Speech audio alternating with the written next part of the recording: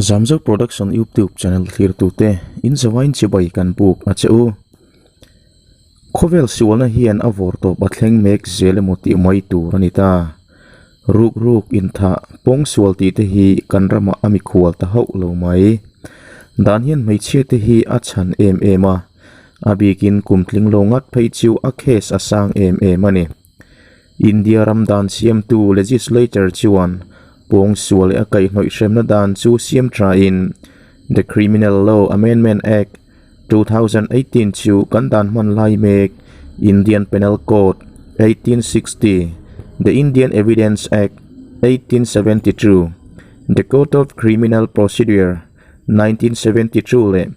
Prevention of Children from Sexual Offences Act 2012 tidang lamin President in August ni som pakatsang ni som parieta apompui hnua hemini vekhian gazeta chu ani The Criminal Law Amendment Act 2018 ina dana siam dang lampoi mo ziwal te chu pakhatna IPC section zathum somsari paruk pakhatna a pâwngsual hremna kumsari ayat lem lo tan ti ni thin chu kumsom ayat lem lo tan tia thlak ani pahnina IPC section zathum somsari paruka hian subsection pathumna a beltharani a heta hi chuan meichia kumsom paruk hnuai lam pâwngsual hremna chu kumsom ni ayat lem lo tan ba ka dam chunga tan thleng po seile fine choi tir thei ti da thar ani pathumna IPC section zathum somsari paruk AB da thar ani a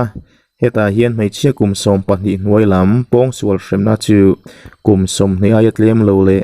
dam chung teya po sei theile fine choi tiremo thi tura hrem ti da ani palina Criminal PC section 173 1A no pang pâwngsual investigation chu case zialu ni atanga thlathum chung zo fel turani ti chu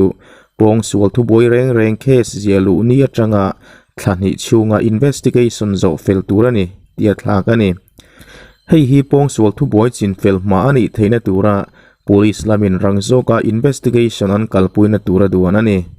tunhnaya thilthleng no pang kumtlinglo pâwngsual toka nunna hial chan ni omanga soichungchanga POCSO Act hmangin thubuai siam ania hetiangin aizol veng pakata mai channel pang kumtlinglo pâwngsual hnua thinia social media dar chungchanga police ten no pang hum himna dan